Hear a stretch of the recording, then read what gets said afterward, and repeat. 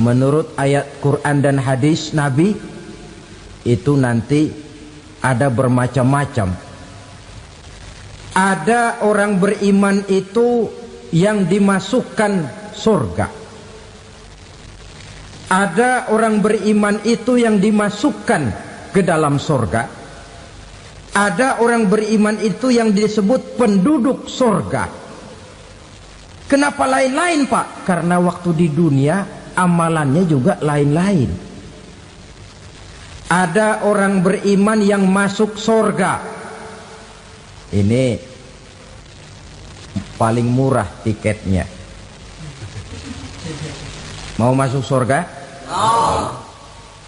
Kata Nabi begini, ma min abdin qala la ilaha illallah thumma mata ala dhalik illa dakhalal jannah.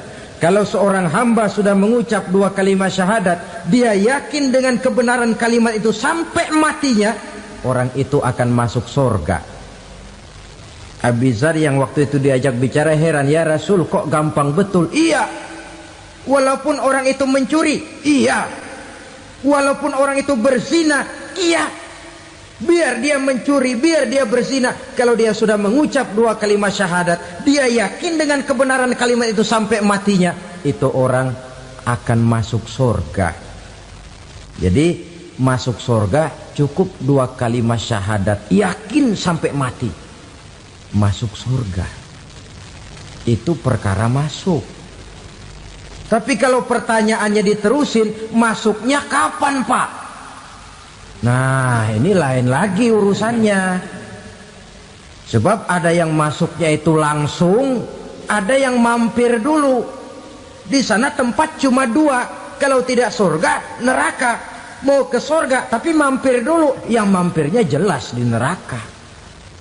Kenapa? Dalam hadis qudsi ada riwayat, nanti itu di akhirat, setelah Allah selesai mengatur penduduk surga masuk surga, yang neraka masuk neraka, Allah berkata kepada malaikat Malik, malaikat Malik, labaik ya Allah, itu bajingan-bajingan tengik, manusia-manusia durjana yang waktu di dunia tidak mau sujud, jauh dari ulama, gemar melakukan yang munkarat dan maksiat, hidup di tengah masyarakat selalu jadi bibit keonaran, kufur, sudah masuk neraka semua.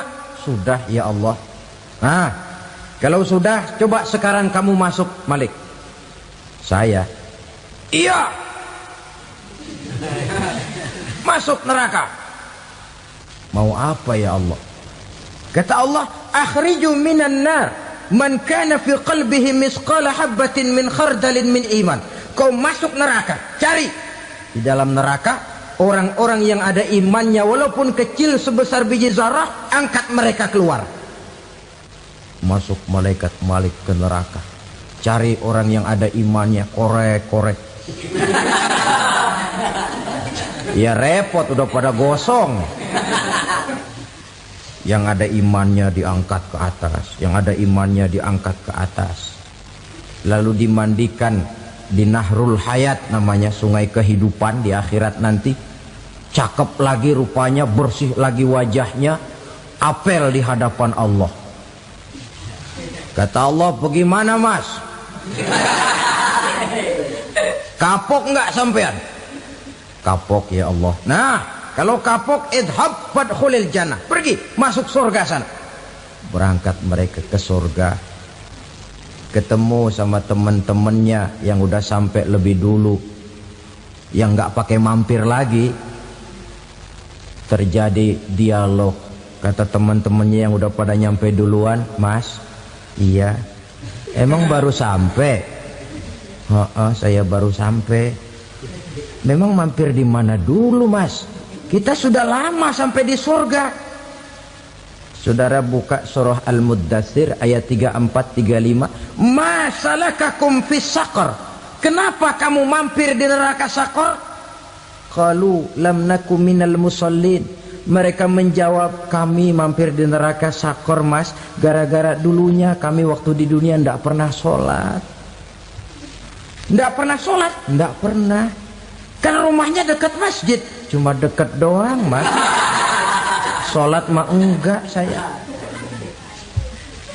Enggak pernah ngasih makan fakir miskin, enggak pernah hadir di majelis taklim, pendeknya enggak pernah melakukan kebajikan, maka saya pun mampir di neraka sakor.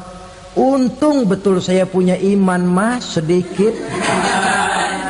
Waktu hidup di dunia dulu saya pernah mengucap 2 kalimat syahadat, sekali-kalinya waktu mau kawin. Masya Allah. Untung saja kawin, kalau nggak kawin polos.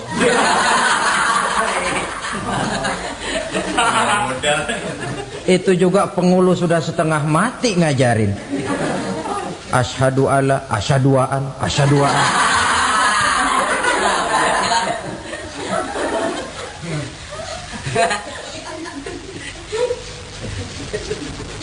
Ini namanya masuk surga, ada mampir dulu. Ada pula orang mukmin itu yang dimasukkan surga. Namanya dimasukkan kan terima beres. Saya masuk ke rumah, jalan sendiri, cari tempat sendiri. Saya dimasukkan ke dalam rumah, terima beres. Pokok ada di dalam, itu dimasukkan namanya. Nggak pakai mampir. Tapi tentu tiketnya lebih mahal ketimbang yang pertama tadi. Apa kata Allah? Innal ladzina amanu wa amilus salihat la ukaffiranna anhum sayyi'atihim wa la udkhilannahum jannah. Sesungguhnya orang-orang yang beriman kemudian beramal soleh, kami hapuskan segala dosa dan kesalahannya, kami masukkan mereka ke dalam surga. Lihat ayatnya, Allah yang memasukkan, kita yang dimasukkan. Tidak pakai transit, tidak usah mampir. Cuma tidak cukup syahadat, tidak cukup amanu, tapi diiringi dengan wa'amilus salih. Iman, amal. Tidak cukup syahadat, lalu dibuktikan dia sholat, dia zakat, puasa, lalu dia melakukan berbagai macam kebajikan. Ini yang menyebabkan dia tidak pakai mampir di tempat yang bernama sakor. Lalu ada pula orang mukmin itu yang disebut penduduk surga. Wah, ini sudah VIP ini. Ashabul jannah, penduduk surga. Siapa mereka? Kata Allah, innal ladzina amanu summa istaqamu fala khaufun 'alaihim wala hum yahzanun ulaika ashabul jannah hum fiha khalidun. Sesungguhnya orang-orang yang beriman lalu istiqamah, tetap dalam melaksanakan perintah Allah, tidak goyah, tidak labil tapi stabil, istiqamah, mereka tidak takut dan tidak bersedih hati. Merekalah penduduk surga. Iman, istiqamah. Tidak punya duit, sembayang. Banyak duit, sembayang. Miskin, sembayang. Kaya, tetap sembayang. Istiqamah. Kadang orang kalau susah rajin ke masjid, banyak duitnya ngelihat masjid melengos. Waktu miskin hamba Allah, setelah kaya jadi hamba harta. Bergeser, tidak ada nilai istiqomahnya. Saudara-saudara, dengan begitu penduduk neraka itu dua. Ada penduduk permanen, ada penduduk yang semi permanen. Yang semi permanen orang-orang beriman yang mempunyai dosa besar. Mereka masuk ke neraka untuk menerima azab sesuai dengan dosanya. Bila selesai masa azab itu, mereka akan diangkat untuk ditempatkan kembali ke dalam surganya Allah Subhanahu wa ta'ala. Nah, dikala itulah saudara-saudara, ada yang disebut syafaat dari Rasulullah Sallallahu Alaihi Wasallam. Tapi tentu jangan lupa, syafaat ini ibarat kain menambal dia. Kita punya kain bolong-bolong sedikit, syafaat yang menambal. Solat kita ada kurang dikit, sedekah kita ada campur riak dikit, amalan kita ada tidak karena Allah dikit, kita berharap syafaat. Jadi biarlah kain masih bolong-bolong, yang penting punya kain. Tapi kalau kainnya tidak ada, yang ditambal apanya? Sholat tidak, puasa tidak, zakat tidak, berharap syafaat saja. Ya, terlalu berlebihan itu.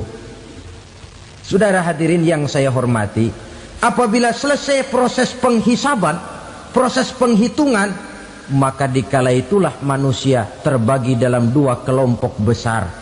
Fariqun fil jannah wa fariqun fis sa'ir. Sekelompok orang-orang beruntung yang masuk ke dalam surga, dan sekelompok lagi masuk ke dalam neraka. Ibu-ibu, saudara-saudara kaum muslimin rahimakumullah, pada pertemuan yang lalu sudah saya jelaskan bahwa hidup selalu berakhir dengan kematian. Apabila datang kematian menimpa seseorang, datanglah kiamat baginya. Itu yang disebut dengan kiamat kecil. Hakikatnya mati adalah perpindahan dari kehidupan di dunia ini menuju kehidupan di alam barzakh. Menunggu kita di alam barzakh sampai datangnya saat kiamat.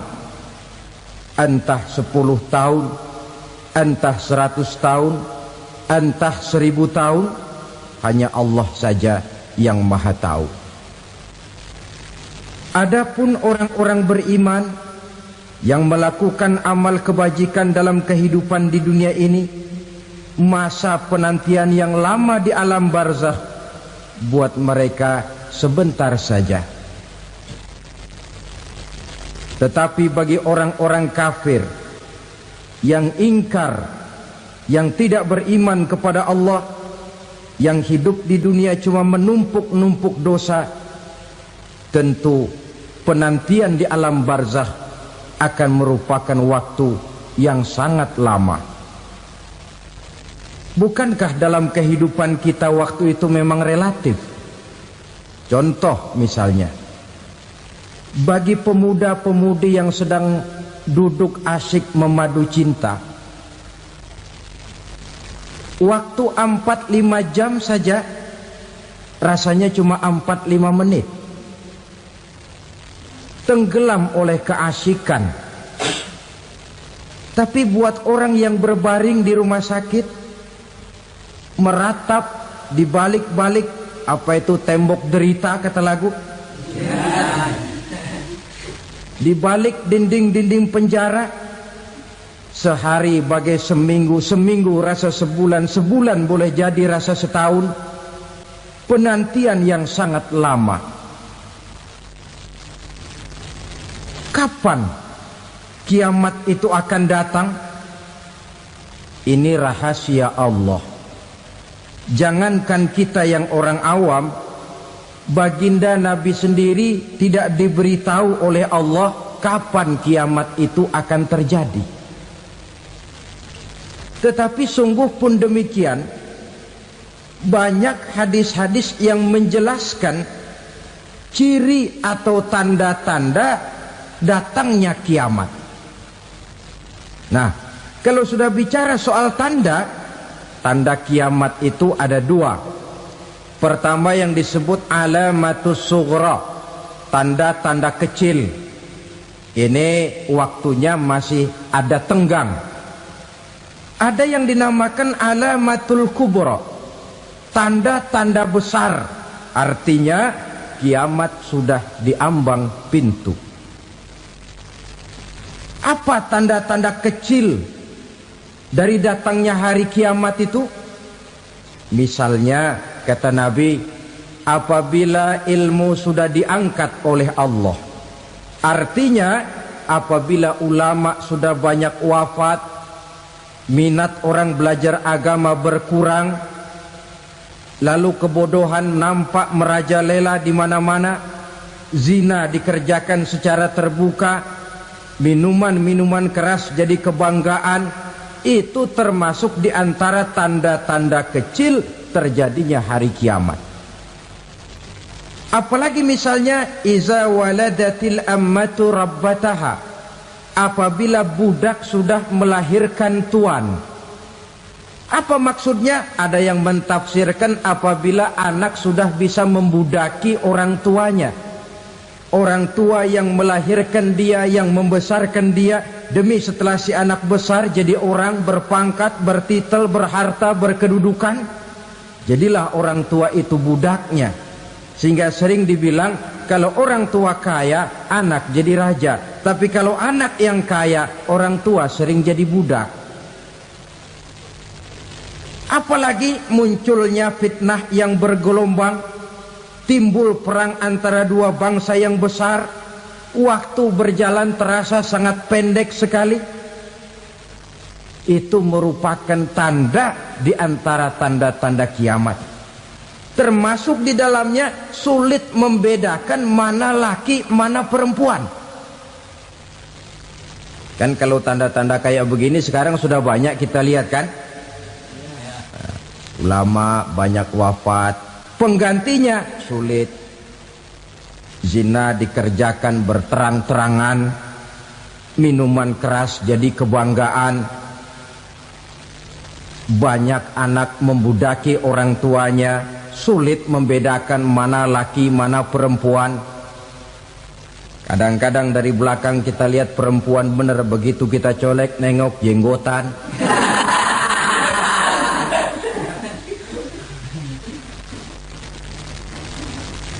Ini termasuk tanda-tanda kecil. Masih ada tenggang sampai akan terjadinya kiamat itu. Nah, yang dimaksud dengan tanda-tanda besar, ini tanda besar artinya kiamat sudah diambang pintu. Pertama, matahari terbit dari sebelah barat. Apabila matahari sudah terbit dari arah sebelah barat, tertutuplah sudah pintu taubat. Bersabda Nabi kita, la taqumus sa'atu hatta tatlu'a syamsu min maghribiha. Tidak akan datang hari kiamat sampai matahari terbit dari arah sebelah barat. Fa iza tala'at, manakala matahari telah terbit dari arah sebelah barat, wara'ahan nasu, manusia banyak menyaksikan itu, amanu ajma'un, mereka pun lalu beriman.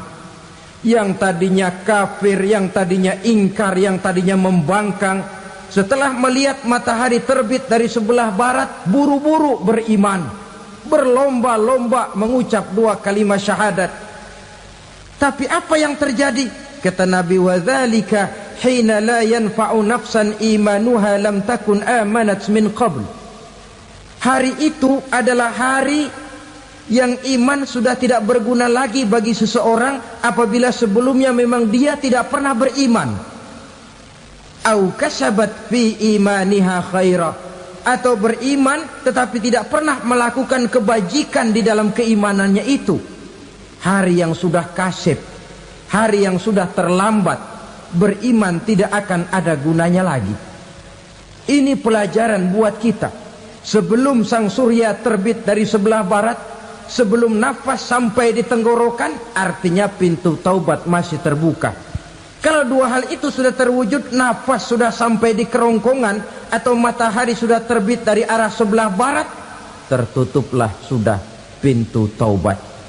Tak ada lagi gunanya pangkat, jabatan, harta, bahkan beriman pun dalam suasana macam itu too late, kata orang Kulon. Sudah terlambat. Matahari terbit dari arah sebelah barat. Itu tanda besar, artinya kiamat sudah diambang pintu. Lalu apalagi tanda besar?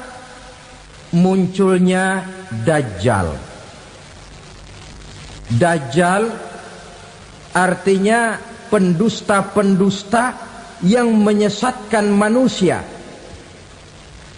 Ada dua macam Dajjal, saudara. Ada Dajjal kecil. Ini Dajjal kelas teri. Kalau ini sejak zaman Rasulullah sudah ada itu. Tiap zaman ada. Di zaman Rasulullah misalnya ada yang bernama Aswad al-Unsi dari Yaman. Ada yang namanya Musailamah Al-Kazzab dari Yamamah. Ada yang namanya Ibnu Sayyad dari Madinah. Ini dajjal-dajjal di zaman Rasul. Musailamatul Kazzab memproklamirkan diri jadi nabi dia. Di zaman Rasul masih hidup. Ini dajjal zaman Nabi. Di zaman sahabat muncul dajjal-dajjal. Di zaman kita sekarang ini dajjal-dajjal pun gentayangan.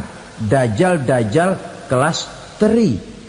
Kerjanya mendustakan manusia, menyesatkan manusia, memalingkan manusia dari jalan yang benar dan diridhoi oleh Allah Subhanahu wa taala. Adapun yang merupakan tanda besar dari datangnya kiamat, dajjal-dajjal kelas kakap. Pembohong-pembohong besar yang menyesatkan masyarakat manusia berpaling dari jalan Allah mengikuti jalan mereka. Apa sih ciri dajjal itu? Kata Nabi dalam hadis Bukhari Muslim, innad dajjala, sesungguhnya yang namanya dajjal itu yakhruju, satu saat akan muncul mendekati hari kiamat. Wa inna ma'ahu ma'an, si dajjal ini membawa air. Wa naran, dan juga membawa api. Dua simbol. Di tangan yang satu dia bawa air, di tangan yang satu dia bawa api. Wa ammal ladzi yarahu an-nasu ma'an fanarun, adapun yang orang banyak lihat air, hakikatnya adalah api. Yang dilihat api, hakikatnya adalah air. Oleh sebab itu, kalau api yang ditawarkan, ambillah air. Kalau air yang ditawarkan, pilihlah api. Maksudnya apa ini? Ini bahasa simbol, saudara-saudara. Dajjal bicaranya seolah-olah untuk kepentingan manusia, menawarkan surga. Surga yang dia tawarkan hakikatnya neraka. Hai manusia, kalau kau mau bahagia, jangan dekat-dekat dengan agama. Solat itu tidak efektif dan efisien, tidak produktif dari segi ekonomi itu. Menghadiri majelis taklim cuma buang-buang waktu. Tahajud, tasbih, tahlil, baca Quran, apa itu? Pekerjaan mubazir saja. Hidup ini cuma sekali, masa yang cuma sekali, manfaatkan dengan sebaik-baiknya. Mumpung, dibawanya sifat mumpung tetapi dalam pengertian yang sangat negatif. Bicaranya seolah-olah untuk kepentingan manusia, tetapi sebenarnya menjerumuskan manusia. Menawarkan air, tapi sebenarnya api. Menawarkan api, tapi hakikatnya air. Buat apa kamu sholat? Buat apa kamu bayar zakat? Buat apa kamu puasa? Surga yang dicanangkan Dajjal, hakikatnya neraka. Neraka yang digambarkan Dajjal, pada dasarnya adalah surga. Jadi memutarbalikan fakta itu kerjaan Dajjal. Yang hak jadi batil, yang batil dibilang hak, yang benar jadi salah, yang salah malah jadi benar. Tuntunan disuruh jadi tontonan, tontonan malah menjadi tuntunan. Itu pekerjaan Dajjal profesinya. Zamannya Nabi Adam, Dajjalnya kan iblis. Betul? Betul. Apa sih gang kerayuan iblis itu? Allah setelah menciptakan Nabi Adam kan bilang, Adam, kau dan istrimu Hawa tinggal di surga ini. Seluruh fasilitas yang ada di surga persilahkan kau nikmati. Satu yang tidak boleh, jangan coba-coba dekati pohon khuldi. Dekat saja jangan, apalagi sampai memetiknya. Datang Dajjal yang namanya iblis ini. Adam, kamu tahu nggak kenapa tidak boleh makan buah khuldi? Ya nggak tahu, pokoknya saya dilarang. Bodoh kamu Dam. Khuldun artinya kekal. Kalau kamu makan itu buah, kau akan kekal di surga buat selamanya. Allah tidak kepengen, maka dilarang kamu makan buah khuldi. Kalau kau ingin kekal di surga Adam, makan saja. Saya bicara begini ini untuk kepentingan kamu Adam. Ini kan ciri-ciri Dajjal. Bicaranya sih seolah-olah untuk kepentingan Nabi Adam, hakikat sebenarnya menjerumuskan Nabi Adam supaya ingkar dan melanggar larangan dari Allah Subhanahu wa ta'ala. Jadi setelah muncul Dajjal, timbul kekacauan-kekacauan di masyarakat. Banyak yang terpengaruh, terpedaya dan terpesona. Termasuk mereka yang memproklamirkan diri jadi nabi. Mereka yang memproklamirkan diri jadi rasul di zaman sesudah Rasulullah wafat, itu adalah Dajjal-Dajjal. Maka saya ingatkan, kalau di zaman kita sekarang ini ada orang ngaku jadi nabi, ada orang ngaku jadi rasul, biar bahasa Arabnya kental, Quran hafal, hadis ribuan hadis hafal, biar pakai serban sampai menyengser ke tanah, bahasa Arabnya fasih, tapi dia mengaku jadi nabi, jadi rasul, kita umat Islam wajib tidak percaya. Wajib untuk tidak percaya. Itulah Dajjal-Dajjal zaman kita sekarang ini. Tidak mustahil mereka datang mempengaruhi orang awam supaya berpaling dari Rasulullah, mengikuti mereka. Nah, di akhir zaman nanti, mendekati hari kiamat, Dajjal ini muncul. Dajjal kelas kakap, menyesatkan masyarakat manusia untuk berpaling dari Islam, mengikuti seruan mereka. Apalagi di antara datangnya kiamat itu, tanda yang besar itu, turunnya Nabiullah Isa Al-Masih, putra Maryam. Menurut berbagai hadis yang sahih, Nabi Isa Al-Masih nanti akan turun lagi. Tidak membawa risalah yang baru, tapi meluruskan risalah Islam ini yang telah banyak ditinggalkan oleh masyarakat.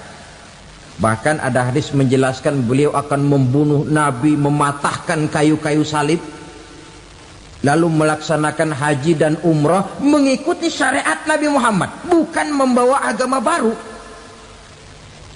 Menjadi semacam mujaddid, reformer, menyelamatkan manusia dari bisikan Dajjal. Bahkan ada riwayat yang menjelaskan bahwa Nabi Isa berhasil mengalahkan Dajjal, mengembalikan masyarakat manusia kembali kepada ajaran Islam yang datang dari Allah, dibawa oleh Rasulullah Sallallahu Alaihi Wasallam. Dengan kata lain, turunnya Nabi Isa bukan sebagai Nabi dan Rasul baru, tetapi mengikuti syariat Nabi kita Muhammad Sallallahu Alaihi Wasallam. Saudara hadirin, ibu-ibu hadirat yang saya hormati, kemudian apalagi di antara tanda-tanda besar akan datangnya kiamat itu? Keluarnya asap atau awan. Kata Nabi, inna min asratis sa'ah dukhanan yamla'u ma bainal masyriqi wal maghrib. Di antara tanda-tanda kiamat, munculnya awan antara langit dan bumi. Ini pun diperkuat dalam surah Ad-Dukhan ayat 10. Fartaqib yauma ta'tis sama' bidukhanin mubin fayughshan nas hadza azabun alim.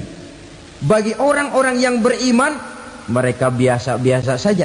Tapi bagi orang kufur, datangnya asap dan awan ini merupakan azab yang kelewat pedih.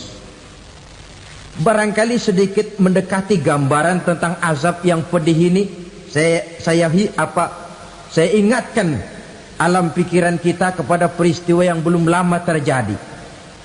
Pernah dengar berita bocornya reaktor nuklir di Chernobyl, Uni Soviet? Pernah dengar? Nah, bocornya reaktor nuklir di Chernobyl yang mengakibatkan ratusan bahkan sangat mungkin ribuan nyawa. Cuma satu reaktor. Bagaimana kalau seluruh cadangan nuklir yang dimiliki oleh para negara adikuasa ini diledakkan? Bahkan yang konon menurut catatan cadangan nuklir yang dimiliki bersama oleh Amerika dan Rusia sekarang ini sudah sanggup memusnahkan 6 miliar manusia, 1,5 kali lebih banyak dari jumlah manusia yang nongkrong di permukaan bumi ini. Saudara-saudara hadirin yang saya hormati, lalu saat mendekati hari kiamat, apalagi tandanya setelah Nabi Isa wafat, pada saat turunnya yang kedua kali, lalu Allah meniupkan angin sejuk, semua orang-orang beriman, orang-orang baik wafat, sehingga penghuni bumi ini cuma tinggal lagi terdiri dari orang-orang kafir. Tidak ada lagi di bumi ini yang bisa mengucapkan Allah. Sehingga dalam hadis qudsi itu ada keterangan, innallaha azza wa jalla yaqulu li Israfil. Allah pernah pesan kepada malaikat Israfil, kata Allah, Israfil, idza sami'ta qailan yaqul Allah Allah fa akhirin nafakh 40 sanatan ikraman liqailiha. Hai Israfil, apabila kau dengar di permukaan bumi masih banyak orang yang mengucapkan Allah Allah, maka tunda sangkakala kiamat itu 40 tahun. Untuk apa? Ikraman liqailiha, menghormati orang yang mengucapkan Allah Allah itu. Wah, jadi karena sekarang masih banyak yang mengucapkan Allah, besar hatilah kita, masih jauh kiamat itu. Tapi jangan lupa, kiamat pribadi, kiamat kecil itu yang nggak kita sangka-sangka. Ajal datang mencabut nyawa, itu kiamat pribadi, dan itu yang pasti kita hadapi, dan itu yang membuat kita tidak boleh bersikap main-main di dalam kehidupan sekarang ini. Saudara hadirin yang saya hormati, tidak ada lagi orang-orang muslim. Seluruh penduduk dunia ini kafir. Lalu terciptalah struktur sosial yang berlandaskan prinsip hidup semau gue. Bakal terjadilah prinsip di mana yang kaya menyantap yang miskin, yang kuat menindas yang lemah. Hidup sudah bagaikan di rimba belantara, berlaku hukum rimba, siapa yang kuat dia yang menang, siapa yang lemah menjadi mangsa. Timbul kekacauan, maksiat merajalela, munkarat menjadi-jadi, sehingga isi bumi ini penuh dengan segala macam perbuatan dosa. Tidak ada perlunya lagi alam diperpanjang temponya. Datang saat yang sudah dijanjikan oleh Allah Azza wa Jalla, maka terjadilah yang disebut kiamat kubra, kiamat besar, kiamat ancur-ancuran. Bagaimana kejadian ini dimulai? Dalam surah Az-Zumar ayat 68, Allah Subhanahu wa taala berfirman, wa nufikha fis suri fasa'iqa man fis samawati wa man fil ardi illa man sya'allahu. Maka manakala ditiuplah sangkakala, terkejutlah seluruh yang ada di langit dan seluruh yang ada di bumi. Bila saat kiamat datang, Allah perintah malaikat Israfil, Israfil, tiup sangkakalamu. Ditiuplah sangkakala oleh malaikat Israfil. Yang akibat daripada tiupan itu, seluruh yang ada di langit, seluruh yang ada di permukaan bumi terkejut. Yang ada di langit siapa? Malaikat kan. Bayangin aja kalau malaikat kaget, apalagi kita. Terkejut seluruh makhluk yang ada di bumi, yang ada di langit mendengar suara sangkakala itu. Bunyinya tidak sanggup kita bayangkan dahsyatnya. Ledakan nuklir, ledakan neutron, belum apa-apa ketimbang bunyi sangkakala malaikat Israfil ini. Nah, lalu mendengar bunyi sangkakala ini, gemparlah makhluk, kacaulah alam. Bumi gempa, planet-planet bertabrakan, gunung meletus, air laut tumpah ke darat, angin topan bertiup, halilintar menyambar. Lalu semua yang bernama hidup mati total. Mati bareng tanpa persiapan. La haula wala quwata illa billah. Saya kadang-kadang dalam tafakur bermohon, ya Allah, mudah-mudahan saya nggak nemuin kiamat beneran. Ngeri. Tidak bisa kita bayangkan macam apa suasana seperti itu. Allah saja banyak memberikan gambaran, misalnya Al-Qari'ah, wa mal qari'ah, wa ma adraka mal qari'ah. Kejadian yang menggemparkan. Tahukah kamu apa kejadian yang menggemparkan itu? Yauma yakunun nasu kal farasil mabsus wa takunul jibalu kal ihnil manfus. Pada saat itu manusia berterbangan bagai kupu-kupu. Gunung berterbangan seperti kapas ditiup angin. Gunung saja macam kapas, konon lagi manusia.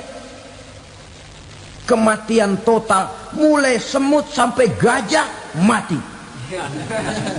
jin mati, iblis mati, malaikat mati. Oh, malaikat saja mati. Saudara hadirin yang saya hormati, kematian total yang tanpa persiapan. Orang bilang, Pak, kalau mati bareng begitu yang repot malaikat maut dong ya. Cabut sana, cabut sini. Itu kalau menurut logika kita, mestinya begitu menurut logika. Tapi logika juga yang nggak perlu serepot itu. Sebab untuk mematikan listrik di wilayah DKI, di wilayah Jakarta, nggak perlu tiap rumah didatengin matiin, ya lama. Cukup dari kantor pusatnya saja PLN tekan satu tombol, gelaplah seluruh Jakarta. Saudara hadirin yang saya hormati, kematian total. Lalu setelah kematian total, planet-planet juga mati, dalam arti tidak bergerak dan beredar. Angin mati, dalam arti tidak bertiup. Air mati, dalam arti tidak ada riak gelombang. Pokoknya semua mati. Kullu nafsin za'iqatul maut, semua yang bernafas mati. Dalam ayat lain, kullu man 'alaiha fan, semua yang ada di permukaan bumi fana. Yang kekal cuma Allah Subhanahu wa ta'ala. Yang paling belakang mati malaikat maut dan malaikat Israfil. Tapi mati juga sesuai dengan janji Allah. 10 lamanya. Tidak dijelaskan oleh Abi Hurairah 40 jam, apa 40 hari, apa 40 tahun. Hadis-hadis cuma menyebutkan 40 saja. Sunyi alam. Yang tinggal cuma Allah saja lagi. Ketika itu Allah berseru-seru, katanya, limanil mulkul yauma. Siapa para penguasa hari ini? Mana itu raja-raja dan penguasa yang dulu mengaku jadi Tuhan? Fir'aun.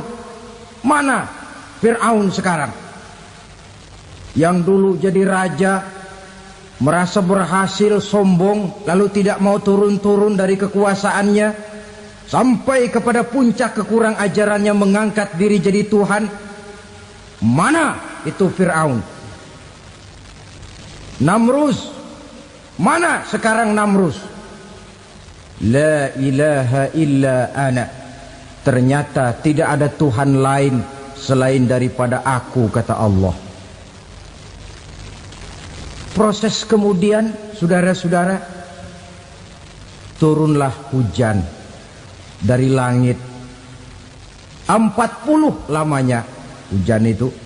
Tidak jelas juga 40 jam apa 40 hari. Setelah air turun membasahi, datanglah tiupan sangkakala yang kedua. Semua yang bernama mati bangkit dari kuburnya masing-masing. Ini yang disebut Yaumul Ba'thi, hari kebangkitan. Allahu Akbar. Pada saat kita bangkit dari kubur kita masing-masing, kumpul di padang mahsyar namanya.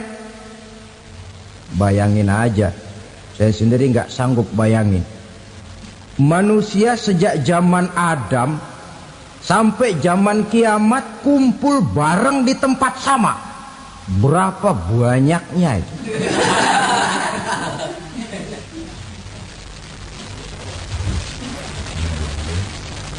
Dan yang luar biasa menurut satu riwayat, pada saat bangkit itu, Masya Allah, roman muka kita berubah,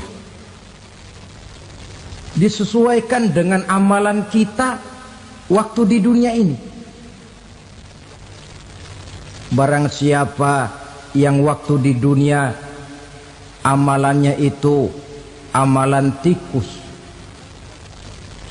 di akhirat nanti dia bangkit dari kubur, mukanya seperti muka tikus.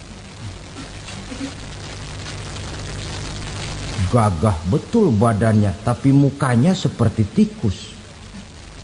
Kenapa? Amalannya waktu di dunia seperti amalan tikus. Apa amalan tikus itu? Suka ngegeragoti barang yang sudah disimpan rapi-rapi. Orang sudah simpan uang rapi-rapi, simpan perhiasan rapi-rapi, digeragoti oleh tikus. Maling-maling, pencoleng-pencoleng, koruptor-koruptor.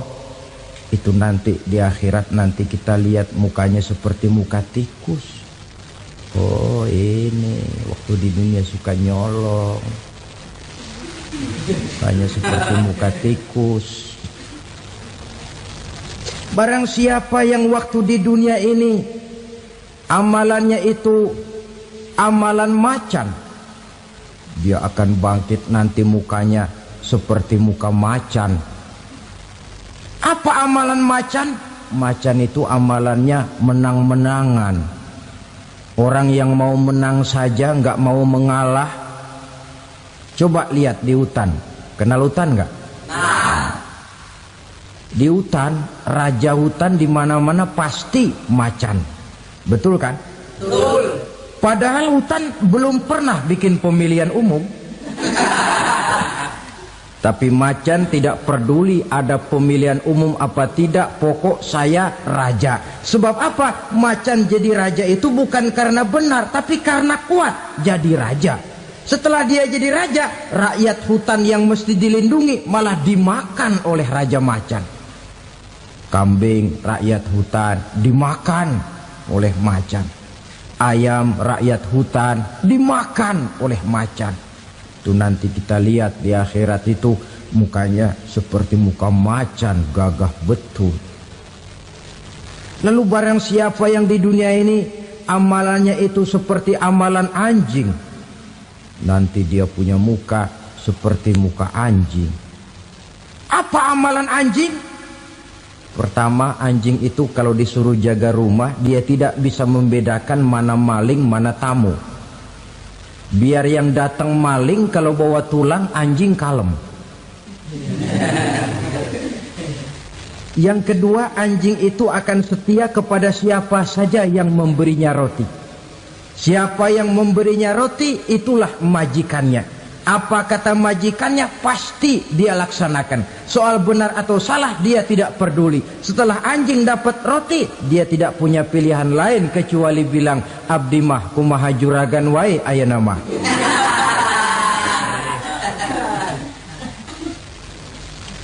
Saudara hadirin yang saya hormati, berkumpul di padang mahsyar, tiap orang sibuk dengan persoalannya masing-masing. Matahari waktu itu didekatkan oleh Allah, panas luar biasa. Ada yang saking panasnya itu mencucurkan peluh keringat sampai sebatas mata kakinya. Ada yang keringatnya sampai sedengkulnya, ada yang keringatnya sampai sepusatnya, ada yang keringatnya mengalir sampai sebahunya, ada yang kelelap oleh keringatnya sendiri, sementara orang di sampingnya nggak apa-apa. Bergantung lagi amalan dia waktu di dunia ini. Saudara-saudara, sebagian orang dalam kepanikan padang mahsyar berombong-rombong datang mereka menghadap Nabi Adam. Ya Adam, anta abal bashar. Hai Adam, Tuhan adalah bapak moyang manusia. Kami sebentar lagi akan disidang, dimintakan pertanggungan jawab. Tolonglah kami, hai Adam. Kata Nabi Adam, jangankan nolongin sampean, saya sendiri tanggung jawab di hadapan Allah. Ketika dulu tidak boleh makan khuldi, saya serobot. Sudahlah, urus diri masing-masing saja, nafsi. Begitu kata Nabi Nuh, begitu kata Nabi Ibrahim. Tiap orang bertanggung jawab sendiri-sendiri. Ketika itulah saudara-saudara, nikmatnya menjadi umat Nabi besar Muhammad sallallahu alaihi wasallam. Sebab apa? Walaupun menurut abjad kita ini umat paling belakang, paling belakang kita ini toh, karena Nabi Muhammad adalah Nabi akhir, tapi akan dihisap lebih dulu, lewat di atas sirat lebih dulu, masuk surga lebih dahulu ketimbang umat-umat belakangan. Ketika Rasul mendekati ajal, beliau tanyakan itu kepada malaikat Jibril. Malaikat Jibril berkata, Muhammad jangan khawatir, Allah sudah berjanji, inni haramtul jannata ala sairil anbiya hatta tadkhulaha anta, wa haramtuha ala sairil umami hatta tadkhulaha ummatuka.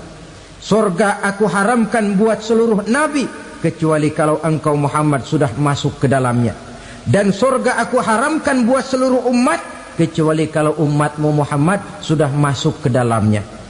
Logikanya, walaupun menurut abjad kita umat paling belakang, bakal dihisap paling dulu, lewat di atas sirat paling dulu, masuk surga paling dulu, kalau mampir ke neraka juga paling dulu. Ya resiko. Jangan mau enaknya aja paling dulu. Saudara hadirin yang saya hormati, setelah masa kebangkitan itu jangan dikira begitu bangkit langsung diperiksa. Masih menunggu menanti ribuan tahun perhitungan padang mahsyar untuk sampai kepada proses yang disebut yaumul hisab, hari perhitungan. Seorang demi seorang bakal dipanggil. Bayangkan saja, kita se-RT saja di absen, kadang-kadang perlu waktu lama. Ini manusia sejak zaman Nabi Adam sampai datang hari kiamat, satu demi satu disidang di hadapan Qadhi Rabbul Jalil. Status sosial copot sudah waktu itu. Yang pernah jadi hartawan di situ tidak lagi kelihatan kehartawanannya. Yang pernah jadi jenderal tidak lagi dipanggil jenderalnya. Yang ustadz tidak lagi dipanggil al-mukarramnya. Seluruh status sosial selesai. Dipanggillah kita seorang demi seorang menghadap Qadhi Rabbul Jalil. Bagaimana proses penghisaban itu? Pertama, proses tanya jawab. Di antaranya ada hadis menyatakan, lan tazula qadama 'abdin yaumal qiyamah hatta yus'ala an arba'i khisalin. Besok di hari kiamat tidak akan bergeser telapak kaki seorang hamba sampai dia ditanya lebih dulu tentang 4 persoalan. Tentang ilmunya, kemana ilmu itu diamalkan. Tentang umurnya, di mana umur itu dihabiskan. Tentang masa mudanya, kemana masa muda itu dipakai. tentang hartanya, dari mana harta itu didapat dan kemana harta itu dibelanjakan. Ini termasuk proses tanya jawab. Jadi kalau istilah pengadilan dunia, nama Fulan bin Fulan. Kamu waktu di dunia diberikan umur panjang untuk apa? Pernah mengalami masa muda, kemana kau habiskan masa remajamu? Kau diamanahkan ilmu, dengan apa ilmumu kau amalkan? Kau diberikan harta, dari mana harta kau dapat, kemana kau belanjakan? Tak seorang pun yang bisa mungkir. Sebab apa? Dikala itu yang menjadi saksi bukan orang. Yang menjadi saksi adalah seluruh anggota badan kita. Tangan bicara, kaki jadi saksi terhadap seluruh amalan yang pernah kita kerjakan pada saat kehidupan di alam dunia ini. Selesai proses tanya jawab, lalu diperlihatkan buku catatan kita waktu hidup di dunia ini. Jangan lupa Allah itu menyiapkan 2 superkomputer kepada kita. Sebelah ditempelin sebelah kanan, yang sebelah tempelin di sebelah kiri. Komputer itu namanya Raqib dan Atid. 2 malaikat yang apabila baik kita lakukan, refleks saja akan menulis kebajikan kita. Jahat kita kerjakan, akan tertulis. Catatan itu nanti diperlihatkan kepada kita. Waduh, alangkah malunya pada saat diperlihatkan catatan kita, buku rapot kita merah melulu. Barangkali diperiksa sambil diomelin, brengsek lo. Buku merah melulu begini, bagaimana waktu hidup di dunia? Tidak cukup diperlihatkan buku catatan kehidupan, rekaman kehidupan. Rekaman kehidupan kita secara utuh sejak terlahir sampai ajal datang merenggut nyawa. Barangkali mirip dengan video sekarang ini, di mana terekam dengan baik seluruh kegiatan kita, sejak yang sekecil-kecilnya sampai kepada yang sebesar-besarnya. Untuk kemudian kita pun menerima balasan. In khairan fa khairun wa in syarran fa syarrun. Kalau baik ya baik balasannya, kalau jahat ya jahat juga balasannya. Catatan-catatan kita diberikan. Kalau banyak kebajikannya diberikan di tangan kanan dengan cara yang halus. Kalau banyak kejahatannya diberikan dari sebelah kiri atau dilempar dari belakang. Itulah sebabnya sejak di dunia ini kita sudah mohon kepada Allah. Ketika berwudu membasuh tangan kanan, apa kita bilang? Allahumma a'tini kitabi biyamini wa hasibni hisaban yasira. Ya Allah, berikan saya kitab di tangan kanan, dan kalau saya memang perlu dihisap, hisaplah saya yang seringan-ringannya. Tangan kiri berlindung kita kepada Allah. Jangan sampai diberikan kitab di tangan kiri atau dari arah sebelah belakang. Wa a'udzubika an tu'tiya kitabi bishimali aw min wara'i zuhri, dari arah sebelah belakang. Na'udzubillah min dzalik. Setelah selesai lewat proses penghisaban, lewat mizan, timbangan, maka yang sudah selesai dihisab itu bergeraklah menuju sirat, jembatan yang terbentang menuju surga melalui neraka. Saudara-saudara, panjangnya perjalanan sirat itu memakan waktu ratusan tahun. Tetapi orang yang lewat di atas sirat pun macam-macam, bergantung amalannya ketika di dunia ini. Ada yang lewat di atas sirat itu kalbarkil khatib, seperti kilat yang menyambar, lep, sudah sampai dia di surga. Cepat bukan main. Ada yang lewat di atas sirat itu seperti orang lari-lari. Ada yang lewat di atas sirat itu seperti orang jalan biasa. Ada yang sambil merangkak, ada yang sambil ngesor, ada yang sambil gelayutan, ada yang selamat sampai ke ujung ke surga, ada yang tergelincir jatuh masuk ke dalam neraka, bergantung amalannya dalam kehidupan di dunia sekarang ini. Tiap kita akan melewati yang namanya sirat ini. Saudara-saudara kaum muslimin yang saya hormati, dengan demikian mereka yang selamat melalui sirat sampai ke terminal akhir surga, mereka yang ketika dihisab ternyata banyak kejahatannya daripada kebaikannya, mereka singgah di dalam neraka. Nah, adapun orang-orang yang beriman menurut ayat Quran dan hadis Nabi itu nanti ada bermacam-macam. Ada orang beriman itu yang dimasukkan surga. Ada orang beriman itu yang dimasukkan ke dalam surga. Ada orang beriman itu yang disebut penduduk surga. Kenapa lain-lain, Pak? Karena waktu di dunia amalannya juga lain-lain. Ada orang beriman yang masuk surga. Ini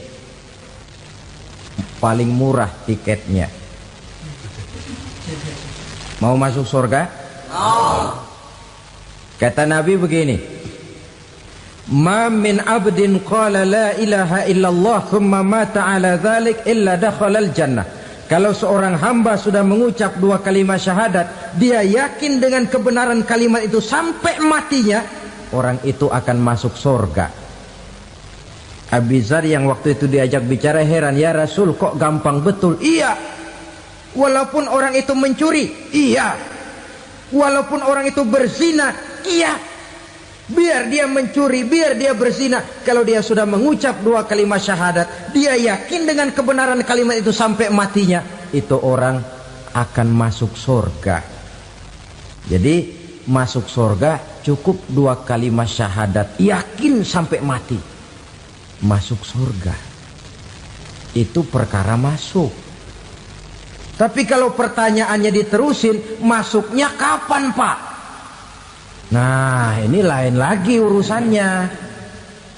Sebab ada yang masuknya itu langsung, ada yang mampir dulu. Di sana tempat cuma dua, kalau tidak surga, neraka. Mau ke surga tapi mampir dulu, yang mampirnya jelas di neraka.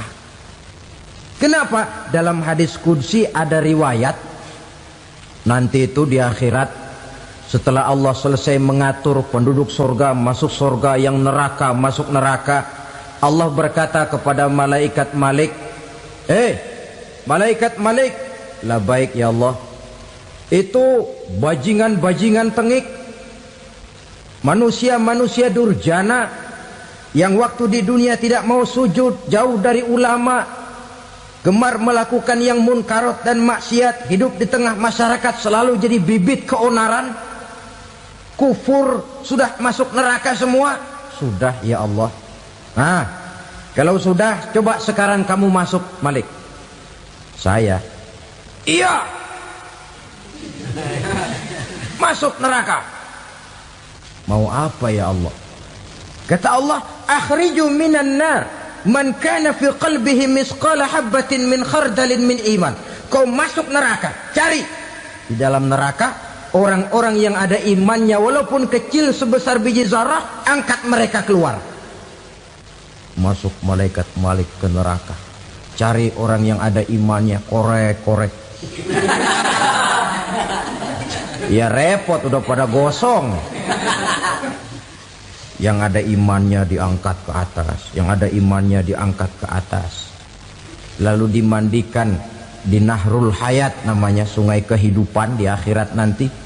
Cakep lagi rupanya, bersih lagi wajahnya, apel di hadapan Allah. Kata Allah, bagaimana mas? Kapok nggak sampean? Kapok ya Allah. Nah, kalau kapok, idhab fadkhulil jannah, pergi masuk surga sana. Berangkat mereka ke surga. ketemu sama teman-temannya yang udah sampai lebih dulu, yang nggak pakai mampir lagi.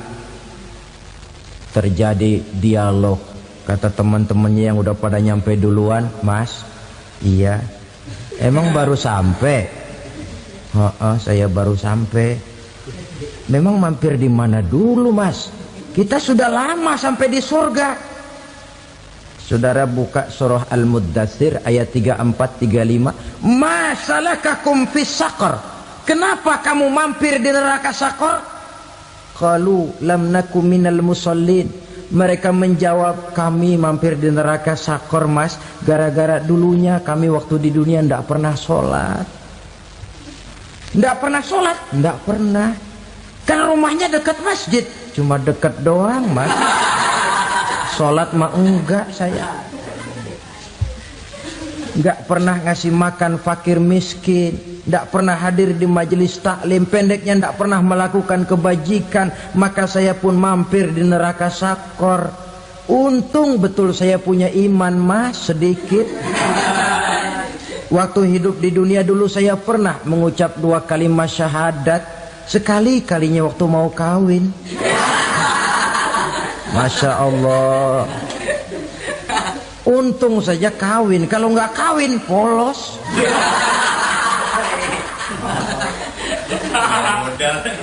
Itu juga pengulu sudah setengah mati ngajarin. Asyhadu alla, asyaduaan, asyaduaan.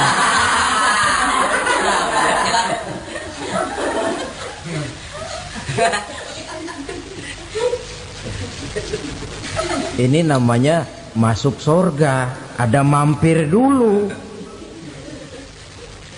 Ada pula orang mukmin itu yang dimasukkan surga. Namanya dimasukkan kan terima beres.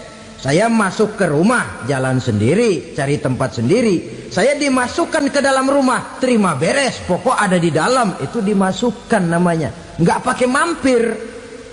Tapi tentu tiketnya lebih mahal ketimbang yang pertama tadi. Apa kata Allah? Innal ladzina amanu wa amilus solihat la ukaffiranna anhum sayyi'atihim wa la udkhilannahum jannah. Sesungguhnya orang-orang yang beriman kemudian beramal soleh, kami hapuskan segala dosa dan kesalahannya, kami masukkan mereka ke dalam surga. Lihat ayatnya, Allah yang memasukkan, kita yang dimasukkan. Tidak pakai transit, tidak usah mampir. Cuma tidak cukup syahadat, tidak cukup amanu, tapi diiringi dengan wa'amilus salih. Iman, amal.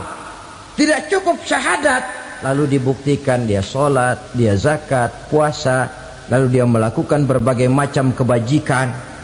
Ini yang menyebabkan dia tidak pakai mampir di tempat yang bernama Saqar.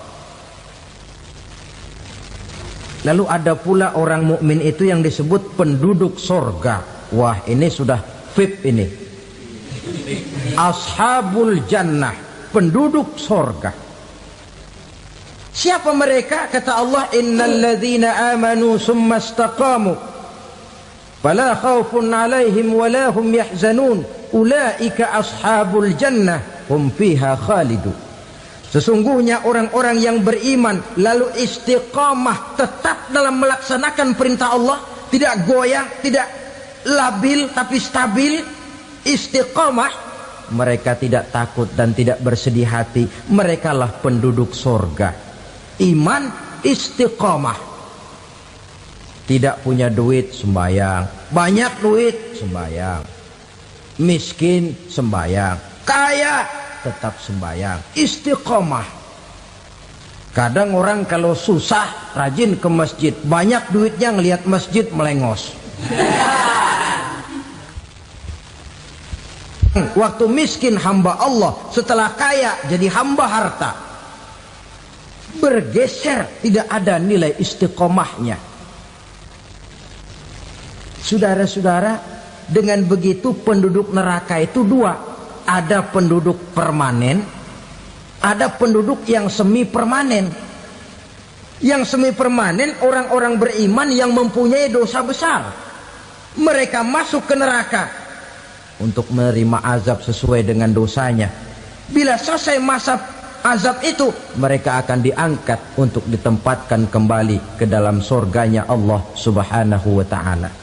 Nah, dikala itulah saudara-saudara, ada yang disebut syafaat dari Rasulullah Sallallahu Alaihi Wasallam. Tapi tentu jangan lupa, syafaat ini ibarat kain menambal dia. Kita punya kain bolong-bolong sedikit, syafaat yang menambal. Solat kita ada kurang dikit, sedekah kita ada campur riak dikit, amalan kita ada tidak karena Allah dikit, kita berharap syafaat. Jadi biarlah kain masih bolong-bolong, yang penting punya kain. Tapi kalau kainnya tidak ada, yang ditambal apanya? Solat tidak, puasa tidak, zakat tidak, berharap syafaat saja. Ya, terlalu berlebihan itu. Saudara hadirin yang saya hormati, apabila selesai proses penghisaban, proses penghitungan, maka dikala itulah manusia terbagi dalam dua kelompok besar. Fariqun fil jannah wa fariqun fis sa'ir. Sekelompok orang-orang beruntung yang masuk ke dalam surga, dan sekelompok lagi masuk ke dalam neraka. Matahari waktu itu didekatkan oleh Allah, panas luar biasa. Ada yang saking panasnya itu mencucurkan peluh keringat sampai sebatas mata kakinya. Ada yang keringatnya sampai sedengkulnya, ada yang keringatnya sampai sepusatnya, ada yang keringatnya mengalir sampai sebahunya, ada yang kelelap oleh keringatnya sendiri, sementara orang di sampingnya enggak apa-apa. Bergantung lagi amalan dia waktu di dunia ini. Saudara-saudara, sebagian orang dalam kepanikan padang mahsyar berombong-rombong datang mereka menghadap Nabi Adam. Ya Adam, anta abal bashar. Hai Adam, Tuhan adalah bapak moyang manusia. Kami sebentar lagi akan disidang, dimintakan pertanggungan jawab. Tolonglah kami, hai Adam. Kata Nabi Adam, jangankan nolongin sampean, saya sendiri tanggung jawab di hadapan Allah. Ketika dulu tidak boleh makan khuldi, saya serobot. Sudahlah, urus diri masing-masing saja, nafsi-nafsi. Begitu kata Nabi Nuh, begitu kata Nabi Ibrahim. Tiap orang bertanggung jawab sendiri-sendiri. Ketika itulah saudara-saudara, nikmatnya menjadi umat Nabi besar Muhammad sallallahu alaihi wasallam.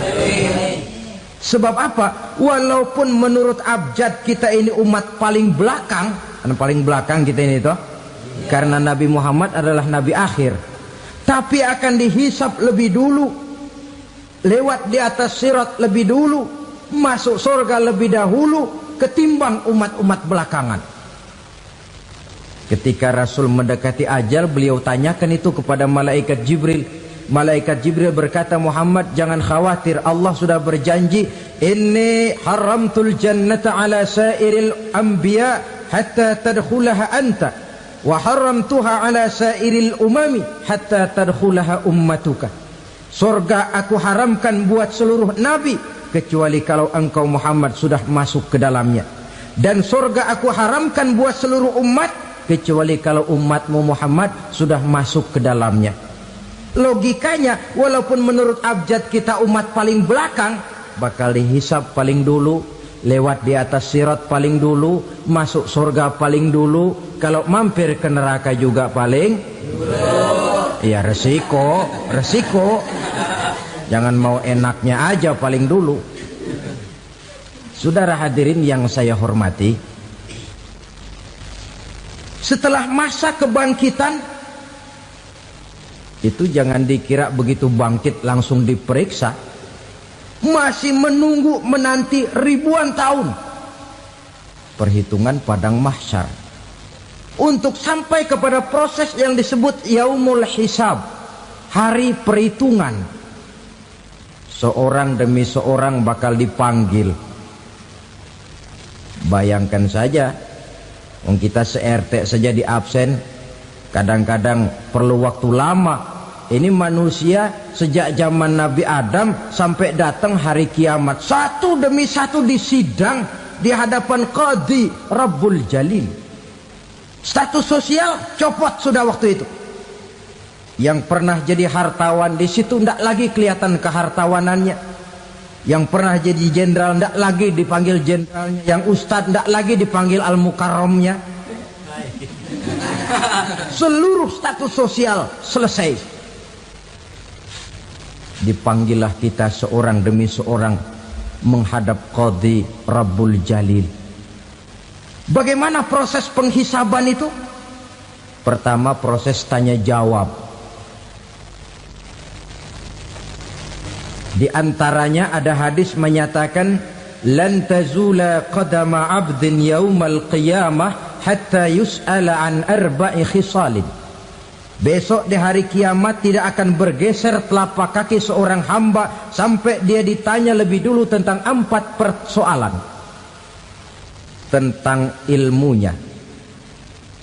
Kemana ilmu itu diamalkan? Tentang umurnya. Di mana umur itu dihabiskan? Tentang masa mudanya. Kemana masa muda itu dipakai?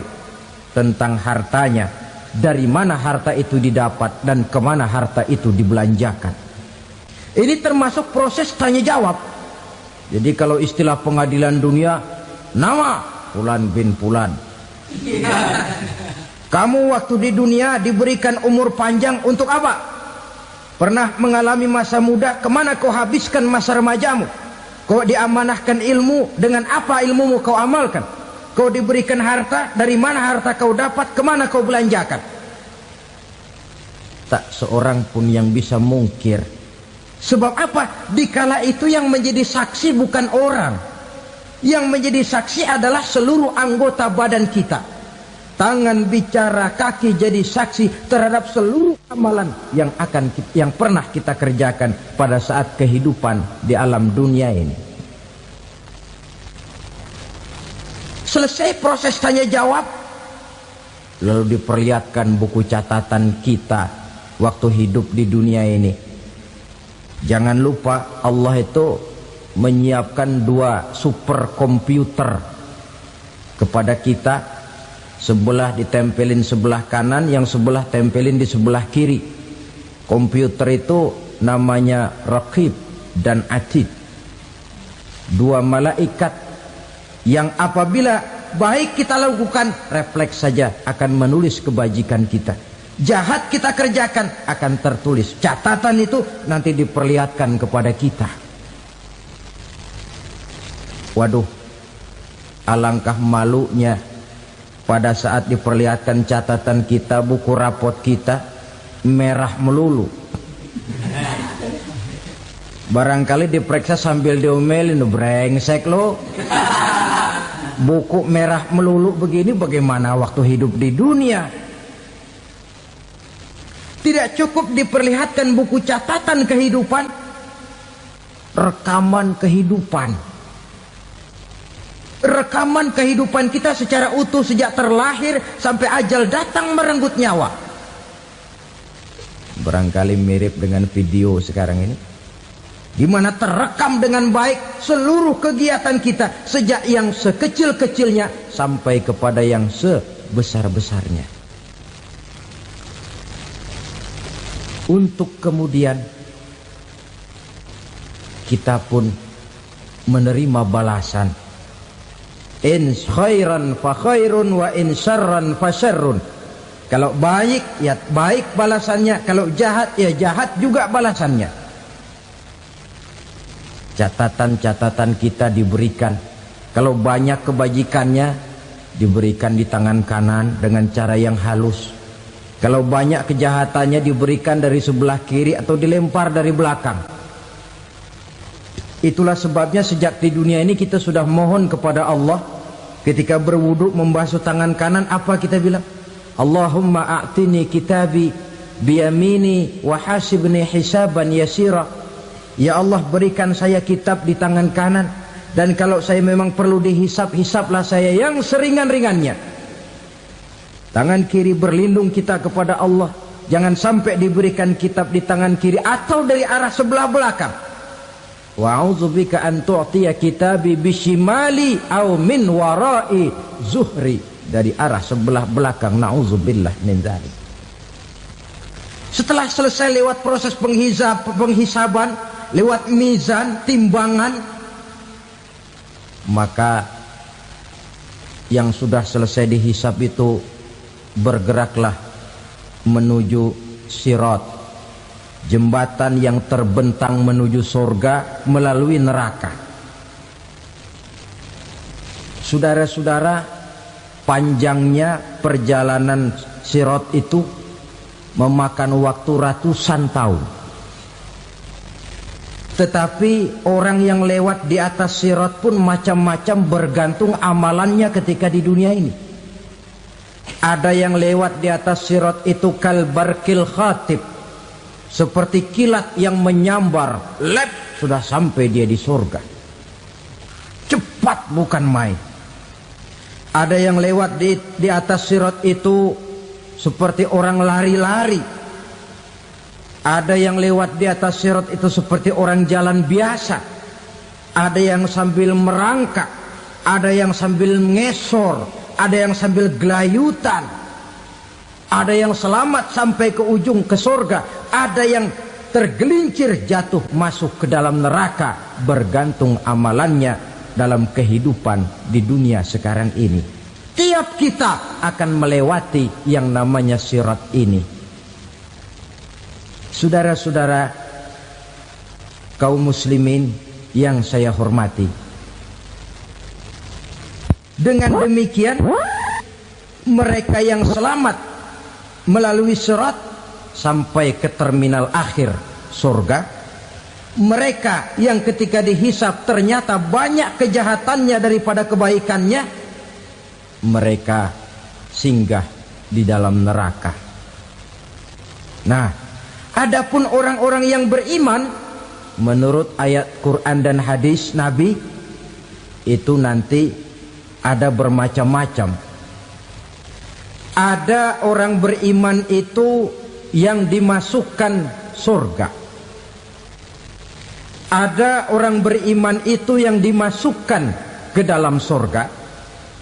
Ada orang beriman itu yang disebut penduduk surga. Kenapa lain-lain, Pak? Karena waktu di dunia amalannya juga lain-lain. Ada orang beriman yang masuk surga. Ini paling murah tiketnya. Mau masuk surga? Kata Nabi begini, ma min abdin qala la ilaha illallah thumma mata ala dhalik illa dakhalal jannah. Kalau seorang hamba sudah mengucap dua kalimat syahadat, dia yakin dengan kebenaran kalimat itu sampai matinya, orang itu akan masuk surga. Abi Dzar yang waktu itu diajak bicara heran, ya Rasul kok gampang betul? Iya. Walaupun orang itu mencuri, iya. Walaupun orang itu berzina, iya. Biar dia mencuri, biar dia berzina, kalau dia sudah mengucap dua kalimat syahadat, dia yakin dengan kebenaran kalimat itu sampai matinya, itu orang akan masuk surga. Jadi masuk surga cukup dua kalimat syahadat, yakin sampai mati, masuk surga.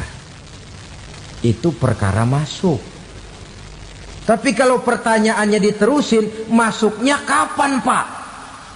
Nah, ini lain lagi urusannya. Sebab ada yang masuknya itu langsung, ada yang mampir dulu. Di sana tempat cuma dua, kalau tidak surga, neraka. Mau ke surga tapi mampir dulu, yang mampirnya jelas di neraka. Kenapa? Dalam hadis qudsi ada riwayat, nanti itu di akhirat, setelah Allah selesai mengatur penduduk surga masuk surga, yang neraka masuk neraka, Allah berkata kepada malaikat Malik, malaikat Malik, labaik ya Allah. Itu bajingan-bajingan tengik, manusia-manusia durjana yang waktu di dunia tidak mau sujud, jauh dari ulama, gemar melakukan yang munkarat dan maksiat, hidup di tengah masyarakat selalu jadi bibit keonaran, kufur, sudah masuk neraka semua. Sudah ya Allah. Nah, kalau sudah, coba sekarang kamu masuk, Malik. Saya, iya, masuk neraka. Mau apa ya Allah? Kata Allah, akhriju minan nar man kana fi qalbihi misqala habbatin min khardalin min iman. Kau masuk neraka, cari di dalam neraka orang-orang yang ada imannya walaupun kecil sebesar biji zarah, angkat mereka keluar. Masuk malaikat Malik ke neraka, cari orang yang ada imannya, korek-korek. Ya repot, udah pada gosong. Yang ada imannya diangkat ke atas, yang ada imannya diangkat ke atas, lalu dimandikan di Nahrul Hayat, namanya sungai kehidupan di akhirat nanti. Cakep lagi rupanya, bersih lagi wajahnya, apel di hadapan Allah. Kata Allah, bagaimana mas? Kapok nggak sampean? Kapok ya Allah. Nah, kalau kapok, idhab fadkhulil jannah, pergi masuk surga sana. Berangkat mereka ke surga, ketemu sama teman-temannya yang udah sampai lebih dulu, yang nggak pakai mampir lagi. Terjadi dialog. Kata teman-temannya yang udah pada nyampe duluan, mas, iya, emang baru sampai? Saya baru sampai. Memang mampir di mana dulu mas? Kita sudah lama sampai di surga. Saudara buka surah Al-Muddathir ayat 34-35. Ma salakakum fis saqar? Kenapa kamu mampir di neraka Saqar? Qalu lam naku minal musallin. Mereka menjawab, kami mampir di neraka Saqar mas, gara-gara dulunya kami waktu di dunia tidak pernah sholat. Tidak pernah sholat? Tidak pernah. Kan rumahnya dekat masjid. Cuma dekat doang mas, sholat mah enggak saya. Enggak pernah ngasih makan fakir miskin, enggak pernah hadir di majelis taklim, pendeknya enggak pernah melakukan kebajikan. Maka saya pun mampir di neraka Saqar. Untung betul saya punya iman mas, sedikit.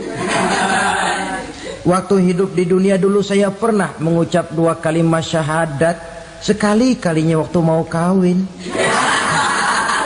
Masya Allah. Untung saja kawin, kalau nggak kawin polos.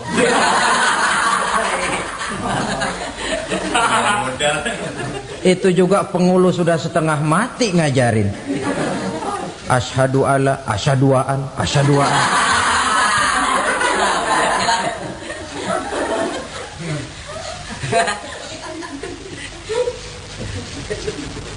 Ini namanya masuk surga, ada mampir dulu.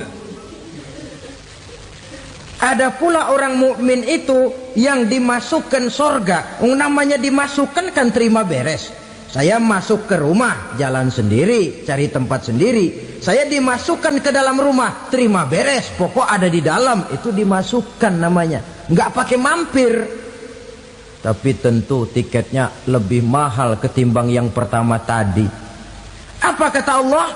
Innal ladzina amanu wa 'amilus shalihat la ukaffiranna 'anhum sayyi'atihim wa la udkhilannahum jannah. Sesungguhnya orang-orang yang beriman kemudian beramal soleh, kami hapuskan segala dosa dan kesalahannya, kami masukkan mereka ke dalam surga. Lihat ayatnya. Allah yang memasukkan, kita yang dimasukkan. Tidak pakai transit, tidak usah mampir. Cuma tidak cukup syahadat, tidak cukup amanu, tapi diiringi dengan wa'amilus salih. Iman, amal. Tidak cukup syahadat, lalu dibuktikan dia sholat, dia zakat, puasa, lalu dia melakukan berbagai macam kebajikan. Ini yang menyebabkan dia tidak pakai mampir di tempat yang bernama Saqar. Lalu ada pula orang mukmin itu yang disebut penduduk surga. Wah, ini sudah VIP ini. Ashabul jannah, penduduk surga. Siapa mereka? Kata Allah, innalladzina amanu summa istaqamu fala khaufun alaihim wala hum yahzanun ulaika ashabul jannah hum fiha khalidun. Sesungguhnya orang-orang yang beriman lalu istiqamah, tetap dalam melaksanakan perintah Allah, tidak goyang, tidak labil tapi stabil, istiqamah, mereka tidak takut dan tidak bersedih hati. Merekalah penduduk sorga. Iman, istiqamah. Tidak punya duit, sembahyang. Banyak duit, sembahyang. Miskin, sembahyang. Kaya, tetap sembahyang. Istiqamah. Kadang orang kalau susah rajin ke masjid, banyak duitnya ngelihat masjid melengos. Waktu miskin hamba Allah, setelah kaya jadi hamba harta. Bergeser, tidak ada nilai istiqomahnya. Saudara-saudara, dengan begitu penduduk neraka itu dua. Ada penduduk permanen, ada penduduk yang semi permanen. Yang semi permanen orang-orang beriman yang mempunyai dosa besar. Mereka masuk ke neraka untuk menerima azab sesuai dengan dosanya. Bila selesai masa azab itu, mereka akan diangkat untuk ditempatkan kembali ke dalam surganya Allah Subhanahu wa ta'ala. Nah, dikala itulah saudara-saudara, ada yang disebut syafaat dari Rasulullah Sallallahu Alaihi Wasallam. Tapi tentu jangan lupa, syafaat ini ibarat kain menambal dia. Kita punya kain bolong-bolong sedikit, syafaat yang menambal. Solat kita ada kurang dikit, sedekah kita ada campur riak dikit, amalan kita ada tidak karena Allah dikit, kita berharap syafaat. Jadi biarlah kain masih bolong-bolong, yang penting punya kain. Tapi kalau kainnya tidak ada, yang ditambal apanya? Solat. Harta, dari mana harta kau dapat, kemana kau belanjakan? Tak seorang pun yang bisa mungkir. Sebab apa? Dikala itu yang menjadi saksi bukan orang. Yang menjadi saksi adalah seluruh anggota badan kita. Tangan bicara, kaki jadi saksi terhadap seluruh amalan yang pernah kita kerjakan pada saat kehidupan di alam dunia ini. Selesai proses tanya jawab, lalu diperlihatkan buku catatan kita waktu hidup di dunia ini. Jangan lupa, Allah itu menyiapkan 2 superkomputer kepada kita. Sebelah ditempelin sebelah kanan, yang sebelah tempelin di sebelah kiri. Komputer itu namanya Raqib dan Atid.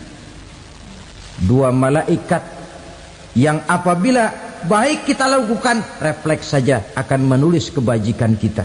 Jahat kita kerjakan akan tertulis. Catatan itu nanti diperlihatkan kepada kita. Waduh, alangkah malunya pada saat diperlihatkan catatan kita, buku rapot kita merah melulu. Barangkali diperiksa sambil diomelin, brengsek lo. Buku merah melulu begini, bagaimana waktu hidup di dunia? Tidak cukup diperlihatkan buku catatan kehidupan, rekaman kehidupan. Rekaman kehidupan kita secara utuh sejak terlahir sampai ajal datang merenggut nyawa. Barangkali mirip dengan video sekarang ini, di mana terekam dengan baik seluruh kegiatan kita, sejak yang sekecil-kecilnya sampai kepada yang sebesar-besarnya. Untuk kemudian kita pun menerima balasan. In khairan fa khairun wa in syarran fa syarrun. Kalau baik ya baik balasannya, kalau jahat ya jahat juga balasannya. Catatan-catatan kita diberikan. Kalau banyak kebajikannya diberikan di tangan kanan dengan cara yang halus. Kalau banyak kejahatannya diberikan dari sebelah kiri atau dilempar dari belakang. Itulah sebabnya sejak di dunia ini kita sudah mohon kepada Allah. Ketika berwudu membasuh tangan kanan, apa kita bilang? Allahumma a'tini kitabi biyamini wa hasibni hisaban yasira. Ya Allah, berikan saya kitab di tangan kanan, dan kalau saya memang perlu dihisap, hisaplah saya yang seringan-ringannya. Tangan kiri berlindung kita kepada Allah. Jangan sampai diberikan kitab di tangan kiri atau dari arah sebelah belakang. Wa'udzubika an tu'tiya kitabi bishimali au min warai zuhri, dari arah sebelah belakang. Na'udzubillah min dzalik. Setelah selesai lewat proses penghisaban, lewat mizan, timbangan, maka yang sudah selesai dihisab itu bergeraklah menuju sirat, jembatan yang terbentang menuju surga melalui neraka. Saudara-saudara, panjangnya perjalanan sirat itu memakan waktu ratusan tahun. Tetapi orang yang lewat di atas sirat pun macam-macam, bergantung amalannya ketika di dunia ini. Ada yang lewat di atas sirat itu kalbarkil khatib, seperti kilat yang menyambar, lep, sudah sampai dia di surga. Cepat bukan main. Ada yang lewat di atas sirat itu seperti orang lari-lari. Ada yang lewat di atas sirat itu seperti orang jalan biasa.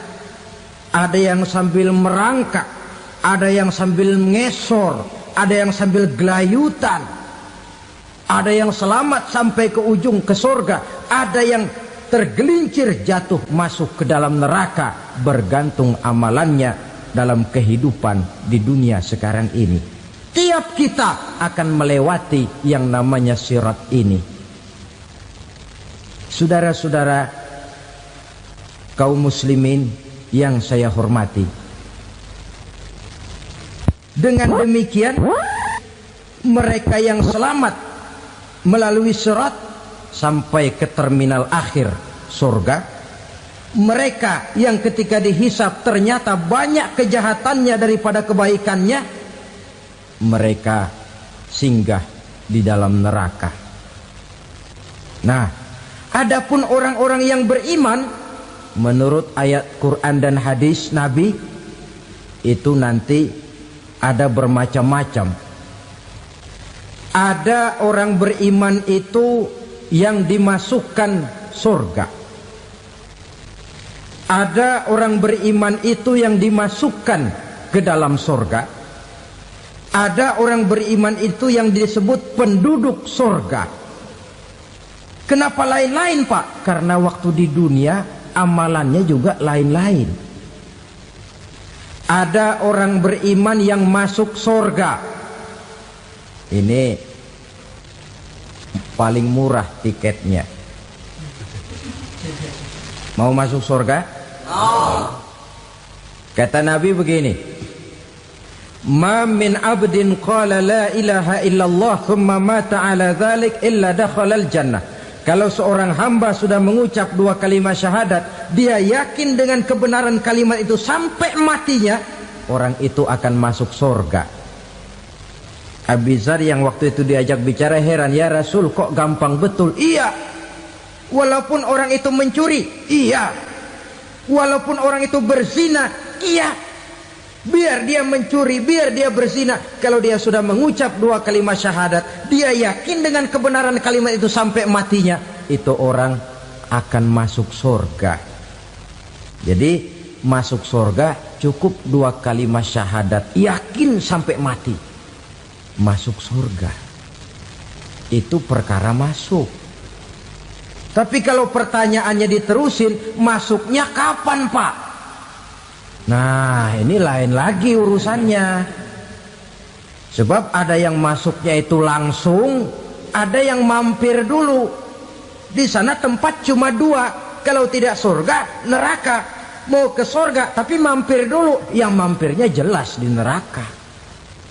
Kenapa? Dalam hadis qudsi ada riwayat, nanti itu di akhirat Setelah Allah selesai mengatur penduduk surga masuk surga, yang neraka masuk neraka, Allah berkata kepada malaikat Malik, malaikat Malik, labaik ya Allah.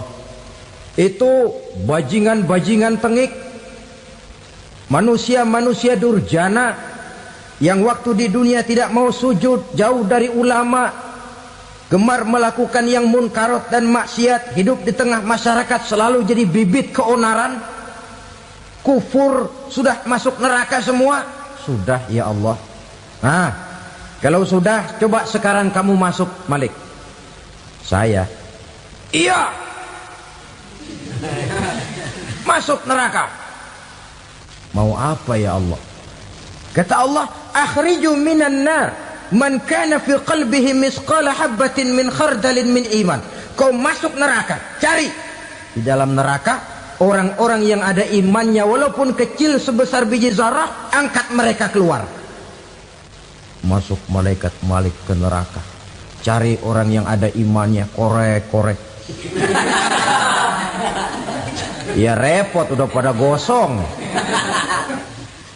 Yang ada imannya diangkat ke atas, yang ada imannya diangkat ke atas, lalu dimandikan di Nahrul Hayat, namanya sungai kehidupan di akhirat nanti. Cakep lagi rupanya, bersih lagi wajahnya, apel di hadapan Allah. Kata Allah, bagaimana mas? Kapok nggak sampean? Kapok ya Allah. Nah, kalau kapok, idhab fadkhulil jannah, pergi masuk surga sana. Berangkat mereka ke surga, ketemu sama teman-temannya yang udah sampai lebih dulu, yang nggak pakai mampir lagi. Terjadi dialog. Kata teman-temannya yang udah pada nyampe duluan, mas, iya, emang baru sampai? Saya baru sampai. Memang mampir di mana dulu mas? Kita sudah lama sampai di surga. Saudara buka surah Al-Muddathir ayat 34-35. Ma salakakum fis saqar? Kenapa kamu mampir di neraka Saqar? Qalu lam naku minal musallin. Mereka menjawab, kami mampir di neraka Saqar mas, gara-gara dulunya kami waktu di dunia tidak pernah sholat. Tidak pernah sholat? Tidak pernah. Kan rumahnya dekat masjid. Cuma dekat doang mas. Sholat mah enggak saya. Enggak pernah ngasih makan fakir miskin, enggak pernah hadir di majelis taklim, pendeknya enggak pernah melakukan kebajikan. Maka saya pun mampir di neraka Saqar. Untung betul saya punya iman mas, sedikit. Waktu hidup di dunia dulu saya pernah mengucap 2 kalimat syahadat. Sekali-kalinya waktu mau kawin. Masya Allah. Untung saja kawin. Kalau nggak kawin polos.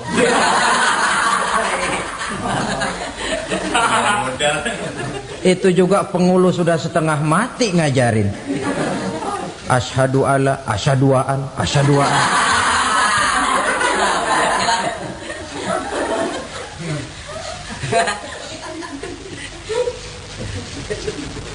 Ini namanya masuk surga, ada mampir dulu. Ada pula orang mukmin itu yang dimasukkan surga. Namanya dimasukkan kan terima beres. Saya masuk ke rumah, jalan sendiri, cari tempat sendiri. Saya dimasukkan ke dalam rumah, terima beres, pokok ada di dalam, itu dimasukkan namanya. Nggak pakai mampir. Tapi tentu tiketnya lebih mahal ketimbang yang pertama tadi. Apa kata Allah? Innal ladzina amanu wa 'amilus shalihat la ukaffiranna 'anhum sayyi'atihim wa la udkhilannahum jannah. Sesungguhnya orang-orang yang beriman kemudian beramal soleh, kami hapuskan segala dosa dan kesalahannya, kami masukkan mereka ke dalam surga. Lihat ayatnya. Allah yang memasukkan, kita yang dimasukkan. Tidak pakai transit, tidak usah mampir. Cuma tidak cukup syahadat, tidak cukup amanu, tapi diiringi dengan wa'amilus salih. Iman, amal. Tidak cukup syahadat, lalu dibuktikan dia sholat, dia zakat, puasa, lalu dia melakukan berbagai macam kebajikan.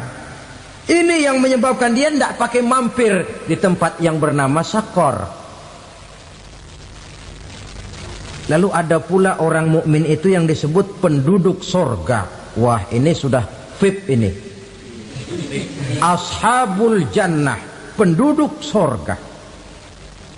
Siapa mereka? Kata Allah, innal ladzina amanu summa istaqamu fala khaufun alaihim wala hum yahzanun ulaika ashabul jannah hum fiha khalidun.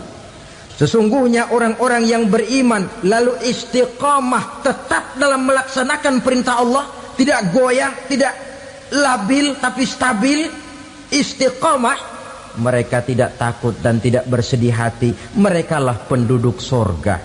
Iman, istiqamah. Tidak punya duit, sembahyang. Banyak duit, sembahyang.